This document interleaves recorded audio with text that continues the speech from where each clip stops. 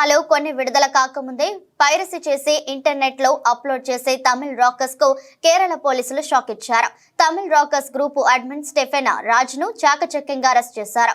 కేరళలోని తిరువనంతపురంలోని ఓ థియేటర్లో ధనుష్ నటించిన రాయన్ సినిమాను సెల్ ఫోన్ లో రికార్డ్ చేస్తుండగా ఆదివారం అతడిని పోలీసులు అదుపులోకి తీసుకున్నారు. మలయాళ నటుడు పృథ్వీరాజ్ నటించిన గురువాయూర్ అంబులనడైల్ అనే మలయాళ సినిమా విడుదలైన రోజునే పైరసీ అయింది. వెబ్సైట్ తో పాటు టెలిగ్రామ్ గ్రూపుల్లో ఈ సినిమా చక్కర్లు కొట్టింది. దీంతో సినిమా నిర్మాతలు ఫిర్యాదు ఆధారంగా కేసు నమోదు చేసి పోలీసులు దర్యాప్తు ప్రారంభించారు.